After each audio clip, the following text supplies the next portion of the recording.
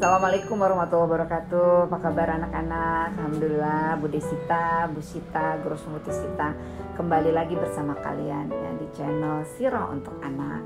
Kita lanjutkan ya kisah tentang Muhammad kecil ya, Nabi Muhammad ketika masa kanak-kanak.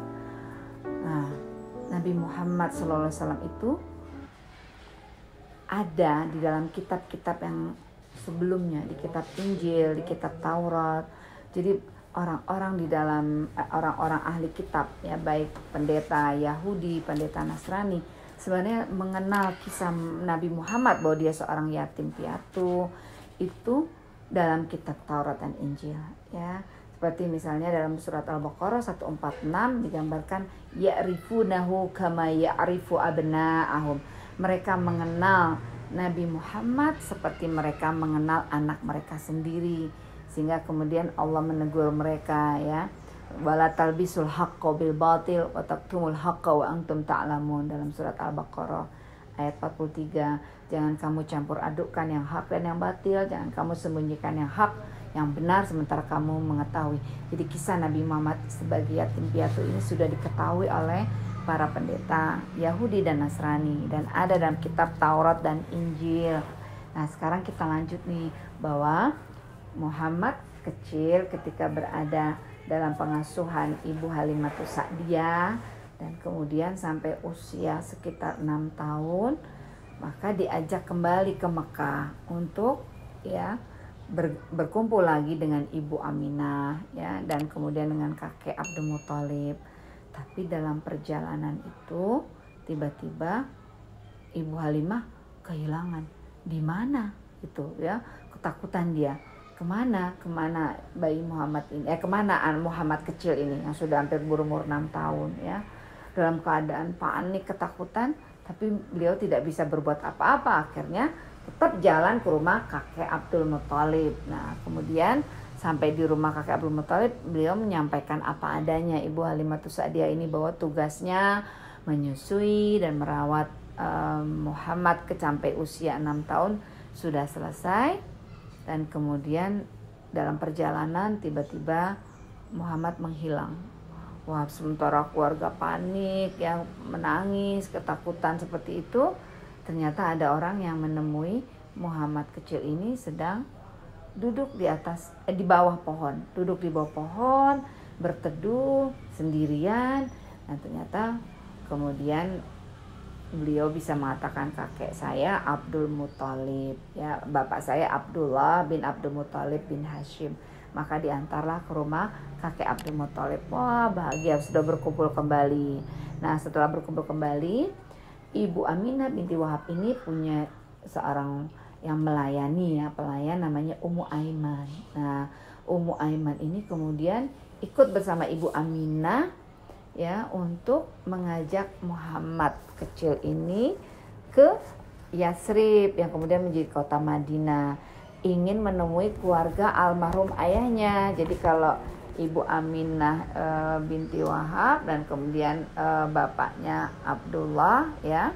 Nah, di Yasrib itu ada keluarga dari Bani Najjar. Maka ingin berziarah ke makam ayahnya. Nah, kemudian juga menemui keluarganya. Sampai di sana ke makam ayahnya, barulah Muhammad kecil mengerti, oh ayahku ya sudah ada di dalam makam itu. Berarti dia sudah tidak punya ayah. Dalam keadaan baru mengerti saya punya ayah seperti itu. Pulang kembali bersama ibunya Aminah binti Wahab dan Ummu Aiman. Dalam perjalanan menuju Makkah, ibunya Siti Aminah jatuh ya, jatuh sakit ya, dan kemudian ya wafat di dalam perjalanan itu. Wafat di dalam perjalanan dan kemudian dimakamkan di kota Abwa, di pinggiran kota Yasrib itu. Bayangkan Muhammad kecil umur 6 tahun selama sekian tahun berpisah dari ibunya ya, karena di perkampungan Bani Sa'ad itu bersama Ibu Halimatus Sa'diyah, baru bertemu lagi dengan ibunya sebentar dan baru saja mengetahui, oh ini makam ayahku Abdullah.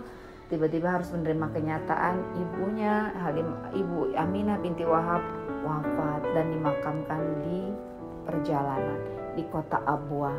Jadi dia harus meninggalkan kota Abwa itu, meninggalkan ibunya yang sudah dimakamkan di kota Abwa. Nah, dalam perjalanan menuju Makkah itulah benar-benar Muhammad merasa sedih, dan Ummu Aiman juga merasa sangat sedih. Anak sekecil ini sudah kehilangan ayahnya dan sekarang kehilangan ibunya. Dalam perjalanan menuju Makkah itu benar-benar perjalanan yang sangat berat terasa oleh Muhammad dan juga Ummu Aiman. Sampailah beliau di kota Makkah, dan kemudian kakeknya Abdul Muthalib merangkul dan benar-benar sedih sekali karena anak kecil ini 6 tahun sudah kehilangan ayah dan kehilangan ibu, ya. Jadi sudah anak yang yatim piatu. Jadi beliau mengalami kehilangan yang berturut-turut. Dan kemudian beliau ketika kakek Abdul Muthalib melihat dan merangkul, dia mengatakan, ya Muhammad, engkau tinggal bersama kakek, seperti itu. Dan kakeknya sangat menyayangi Muhammad kecil ini, dan Muhammad kecil pun sangat menyayangi kakeknya. Artinya terhibur dia dengan sosok kakek yang penuh dengan kasih sayang ini, walaupun beliau sudah yatim piatu. Jadi benar-benar sedih sekali kisah Muhammad kecil ini. Dalam kandungan sudah kehilangan ayah, ketika berusia 6 tahun kehilangan ibu juga. Jadi menjadi anak yatim piatu dalam usia yang masih kecil. Kemudian tinggal bersama kakek. Di usia 8 tahun kakek Abdul Muthalib pun wafat. Bisa bayangkan, berturut-turut orang-orang yang dia sayangi, yang beliau sangat cintai, yang tempat bersandar, meninggalkan satu demi satu.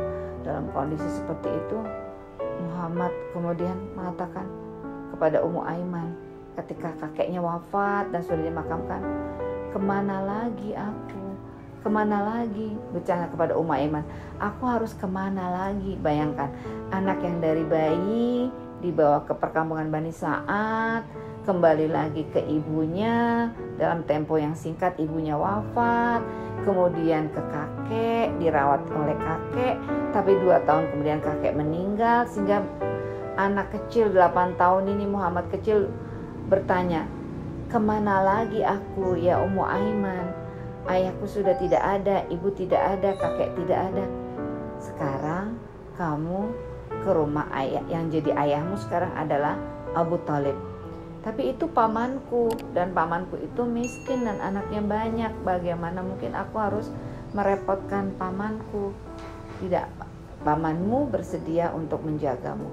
Maka pergilah Muhammad kecil ini ke rumah pamannya Abu Thalib yang anaknya banyak dan kehidupannya juga pas-pasan. Maka Muhammad kecil ini ingin meringankan beban pamannya, sehingga beliau mencari upah dengan menggembalakan kambing. Jadi anak yatim piatu, tidak punya kakek, tinggal lagi sekarang di rumah paman dengan anak yang banyak dan kehidupannya kurang, sehingga dia harus membantu mencari nafkah, menggembalakan kambing di usia 8 tahun. Nah, kemudian beliau anak yang senang menggembirakan. Kalau lagi di padang rumput, beliau menggembalakan kambing, beliau memetik bunga-bunganya dirangkai dan diberikan ke bibinya. Jadi Muhammad kecil ini pandai membawakan diri, tahu dia tidak mau menyusahkan pamannya, tidak mau menyusahkan bibinya. Dia membantu dengan mencari upah, ya, upah dari menggembalakan kambing. Kemudian dia berikan kepada keluarga paman Abu Thalib. Dan seringkali beliau juga pulang kadang-kadang sengaja malam hari supaya apa? Supaya beliau itu tidak harus ikut mengambil makanan malam yang ada, yang karena memang jatahnya terbatas. Jadi seringkali juga Muhammad kecil ini tidak makan, ya, tidak makan seperti itu karena beliau lebih kasihan kepada sepupu-sepupunya yang masih lebih kecil-kecil, ya. Makanya kemudian beliau mencari upah dengan menggembalakan kambing, beliau mengambil hati bibinya dengan membawa bunga, dan kemudian seringkali menahan lapar, tidak mau makan jatah malam. Kasiannya, sedih ya. Siapa yang kasihan sama Rasulullah?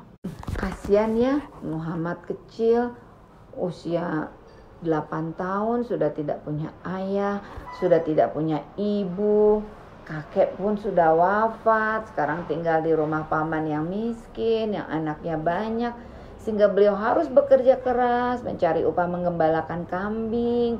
Kemudian beliau juga harus menahan lapar karena harus berbagi dengan sepupunya.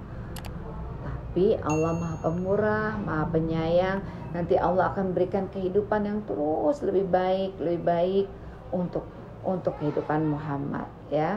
Dan di dalam Quran di surat Ad-Duha, ya, alam yajidka yatiman fa'awa wa wajadaka dhallan fahada wa wajadaka ailan fa'aghna fa ammal yatima fala takhar wa amma sa'ila fala tanhar wa amma bi ni'mati rabbika fahaddits. Surat Ad-Duha ini mengingatkan Rasulullah bahwa dulu dia dalam keadaan yatim, lalu Allah yang menjaganya. Dalam keadaan tidak memiliki petunjuk, kebingungan, Allah memberikan hidayah. Dalam keadaan kekurangan, Allah memberikan kecukupan. Dan diingatkan buat kita semua untuk sayang kepada anak yatim. Nah, siapa yang tidak sayang kepada Rasulullah yang pengalaman hidupnya sangat berat? Kita semua pasti sayang, kita pasti kasihan kepada Nabi Muhammad yang kehidupannya penuh dengan penderitaan sejak dalam kandungan. Anak-anak, kisah Nabi Muhammad kecil cukup sampai di sini. Kalau masih ada yang ingin bertanya, jangan lupa komen di bawah dan silakan ajukan pertanyaan. Nanti akan dijawab di video selanjutnya. Sampai di sini dulu ya. Assalamualaikum warahmatullahi wabarakatuh.